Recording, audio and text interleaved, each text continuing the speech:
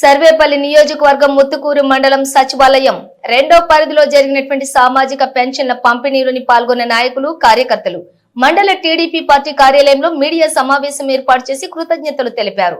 ఈ సందర్భంగా నాయకులు కోడూరు రవి, ఎల్లంగారి ఎల్లయ్య మాట్లాడుతూ పెన్షన్ల పంపిణీ కార్యక్రమం ఒక పండుగ వాతావరణంలో సాగిందని అన్నారు. స్థానిక టీడీపీ నాయకులు, జనసేన, బీజేపీ నేతలు సచివాలయం సిబ్బందితోటి కలిసి 98% పెన్షన్లను పంపిణీ చేశామని చెప్పారు.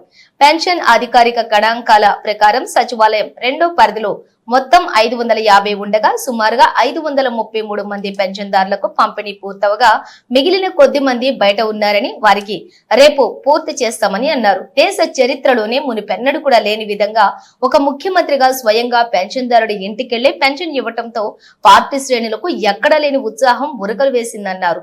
అందుకే ఈ రోజు మా పరిధిలో ఉన్నటువంటి ప్రతి పెన్షన్దారుల పేద కుటుంబాల్లోని ఆనందం నింపే ప్రయత్నంలోని సక్సెస్ అయ్యామన్నారు. కార్యకర్తలు అందరూ కూడా వెళ్ళి మిగతా 17 మంది కూడా అందేటట్టు చేయాలని రేపు నిర్ణయించుకున్నాము. సో కాబట్టి ఈరోజు చంద్రబాబు నాయుడు పిలుపు మేరకు గత ప్రభుత్వం ఇదే పెన్షన్ల విధానాన్ని దీన్ని కష్టంగా భావించారు. ఈ పెన్షన్ పంచే విధానం చాలా కష్టం, ఇది వాలంటీర్లు అయితేనే దీన్ని పంచగలరు. సో కాబట్టి వాలంటీర్ వ్యవస్థ అనేది ఖచ్చితంగా ఉండాలి అని చెప్పి గత ప్రభుత్వం మన జగన్మోహన్ రెడ్డి గారు జనాలకి లేనిపోని కళ్ళబొల్లి మాటలని చెప్పారు. కానీ ఇప్పుడు వచ్చిన ప్రభుత్వం, ఎన్డీఏ కూటమి ప్రభుత్వం, శ్రీ నారా చంద్రబాబు నాయుడు గారు దీన్ని అవన్నీ అవాస్తవాలని చెప్పి ఒక సీఎం హోదాలో ఉన్నటువంటి శ్రీ నారా చంద్రబాబు నాయుడు గారు తన ప్రభుత్వం నా డిప్యూటీ సీఎం పవన్ కళ్యాణ్ అనేటువంటి జనసేన పార్టీ అధ్యక్షుడు, డిప్యూటీ సీఎం, అలాగే ఈ స్టేట్ మినిస్టర్లు, ఈ స్టేట్ ఎమ్మెల్యేలు అందరూ కూడా ఈ పార్టీకి సంబంధించిన, ఈ 3 పార్టీలకు సంబంధించిన ఎమ్మెల్యేలు, కార్యకర్తలు, పార్టీ నాయకులు, సీనియర్ నాయకులు, వివిధ రకాల మన కేడర్లో ఉన్న ప్రతి ఒక్కరూ కూడా ఈరోజు గ్రౌండ్ లెవెల్లోకి వచ్చి నా పెన్షన్దారులకి పెన్షన్ అందించిన విధానం ఈ దేశ చరిత్రలో మొట్టమొదటిగా మనం దీన్ని హర్షిస్తున్నాం. ఎందుకంటే ఇది చంద్రబాబు నాయుడు గారు తీసుకున్న నిర్ణయం. ఇది సాధ్యం కాదు అంటే అది సాధ్యం అవుతుంది అని నిరూపించే క్యాపబిలిటీ ఉన్న సీఎం ఎవరైనా ఉన్నారు అంటే ఈ దేశంలో మన తెలుగు రాష్ట్రానికి సంబంధించిన శ్రీ నారా చంద్రబాబు నాయుడు గారిని మేము సగర్వంగా తలెత్తుకు చెప్తున్నాం. ఇదే విధంగా మిగతా విషయాల్లో కూడా పెన్షన్ విధానం కానీ అలాగే పెన్షన్దారులు ఈరోజు వాళ్ళ కళ్ళల్లో ఆనందం చూస్తున్నాం. ఇది చంద్రబాబు నాయుడు గారు ముందే ఊహించారు. మన ప్రభుత్వం వస్తే ఓటర్లని, ప్రజానికానికి మనం అన్ని విధాలుగా గత ప్రభుత్వం కంటే బాగా చేసి చూపించాలి అని ఆయన ముందే నిర్ణయించుకున్నాడు.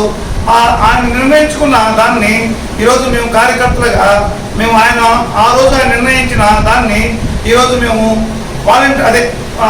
పెన్షన్దారుల కళ్ళల్లో కానీ వాళ్ళ ఆనందంలో మేము అన్నీ చూసాం. సో కాబట్టి మేము కృతజ్ఞత తెలియజేస్తున్నాం మా చంద్రబాబు నాయుడు గారికి.